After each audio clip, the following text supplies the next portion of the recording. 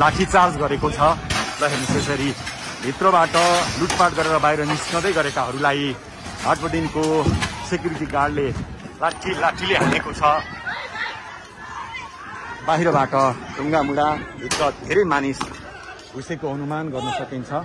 यो हुनु पक्कै पनि राम्रो होइन। फ्रिज लिएर हिँड्दैछन्। ल हेर्नुहोस् आइसक्रिमको डिप फ्रिज तानेर आन्दोलनकारीहरू अगाडि बढ्दै गरेको यो दृश्य हामीले देखाएका छौँ।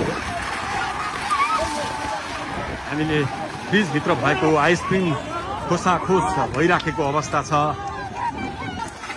निकै नै आतंकित अवस्था छ। मान्छे धेरै घाइते छन्। भित्र छिरेकाहरू यसरी सामान बोकेर हातमा सामान बोकेर बाहिरिँदै गरेको दृश्य हामीले देखाइरहेका छौँ। क्रेटका क्रेट फलफुल बाहिर निकालेर आन्दोलनकारीहरू फलफुल खाँदैछन्।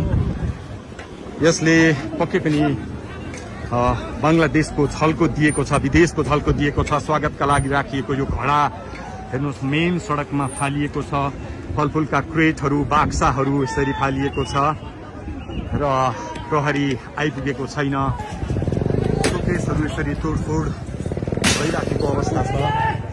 यो कोटेश्वरको हाटबटिन हेर्नुहोस् फलफुलहरू यहाँ देख्न सकिन्छ। मानिसहरू सामान बोक्दै भाग्दै दौडिँदै गरेको अवस्था देख्न सकिन्छ। साँच्चै बङ्गलादेशको झल्को यति बेला कोटेश्वरको हाटबटिनीमा देख्न सकिन्छ। दर्शकवृन्द आगो लगाइदिए भनेर यहाँ आन्दोलनकारीहरू कराइरहेका छन्। माथि ढुङ्गा प्रहार भइराखेको छ। यो कोटेश्वरको हाटबटिनीको दृश्य हो। दर्शकवृन्द सोच्दै नसोचेको अप्रिय अवस्था। प्रहरी अहिलेसम्म हाटबटिनीमा आइपुग्न सकेको छैन। पार्किङमा राखिएको गाडी यस्तो अवस्था छ। फलफुल यत्रतत्र सर्वत्र देख्न सकिन्छ। हेर्नुहोस् अगाडिपट्टि थुप्रो मात्रामा क्रोशित युवाहरू आन्दोलनकारीहरूको उपस्थिति देख्न सकिन्छ। प्रहरी लगभग निष्क्रिय अवस्थामा प्रहरीले यो क्षेत्रलाई आफ्नो नियन्त्रणमा राख्न सकेको छैन। प्रहरीले नियन्त्रण गुमाएको अवस्थामा स्याउ सुन्तलाले हाटबटिनीमाथि आक्रमण भइराखेको छ। अहिलेको अवस्था निकै नै गम्भीर छ, भयावह अवस्था छ। आश्चर्य लाग्यो दर्शकवृन्द, आश्चर्य लाग्दो दृश्य हामी तपाईलाई देखाइरहेका छौँ। कोटेश्वरको हाटबटिनीमा कोही बियर बोकेर निस्किएका छन्, कोही हुस्की बोकेर निस्किएका छन्, कोही फलफुल बोकेर निस्किएका छन्। अकल्पनीय दृश्य हामी देखिरहेका छौँ। ल हेर्नुहोस् रुसलान भुड्का बोकेर हिँडिरहेका छन्, फलफुल बोकेर हिँडिरहेका छन्। ओहो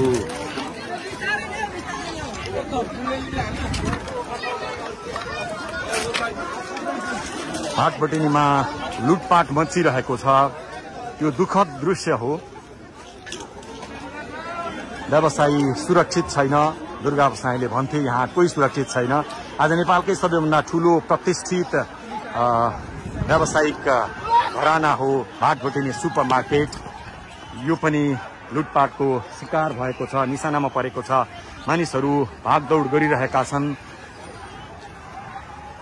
यसले निकै गम्भीर संकेत गरेको छ।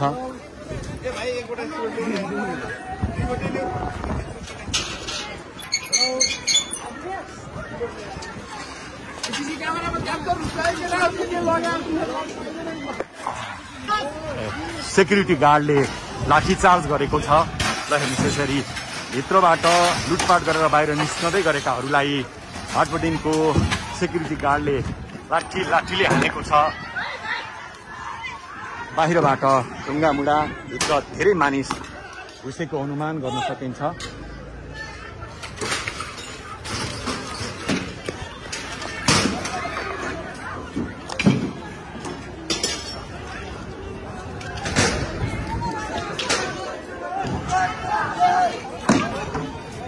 दर्शकवृन्द निकै नै अप्रिय अवस्था, डरलाग्दो अवस्था हाटबटिनी क्षेत्रमा देख्न सकिन्छ।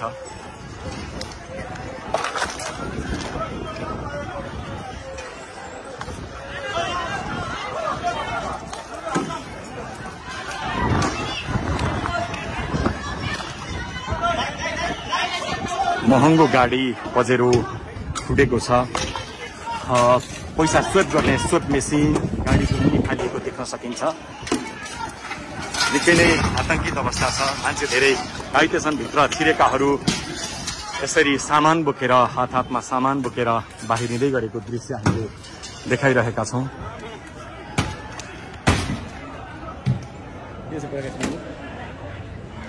कोटेश्वरको भाटपटिनीमा यस्तो अप्रिय घटना हुन्छ कसैले अनुमान गरेका थिएनन्। आन्दोलनकारीको जत्था भाटपटिनीभित्र प्रवेश गरिसके पछाडि त्यति बेला अप्रिय अवस्था बनेको हो।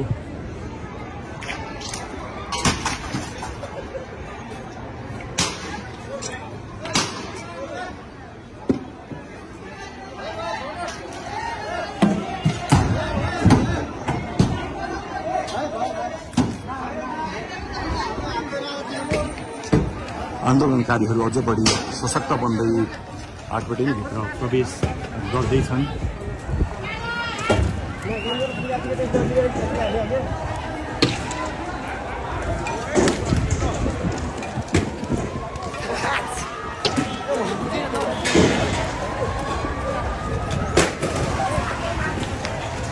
भागदौड मचिएको छ। निकै ठुलो मात्रामा मानिसहरू भित्र छिरेको अनुमान गर्न सकिन्छ। दर्शकले निकै ठुलो मात्रामा आन्दोलनकारीहरू भित्र छिरेको हुन सक्ने अनुमान गरिन्छ। माथिबाट भाटपटिनीका कर्मचारीहरू हेर्दैछन्। यद्यपि यहाँ आन्दोलनकारीहरू पसेको धेरै समय भइसके पनि सुरक्षाकर्मी निरीह जस्तै देखिएको छ। सुरक्षाकर्मी आउन सकेको छैन।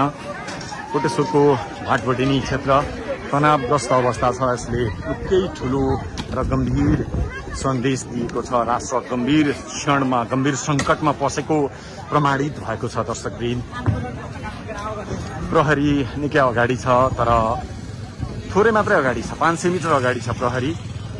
यसतर्फ आउन आँट गरिरहेको छैन। प्रहरीले पनि कतै आन्दोलनकारीहरूसँग डराएको हो कि भन्ने संकेत यहाँ हुन्छ।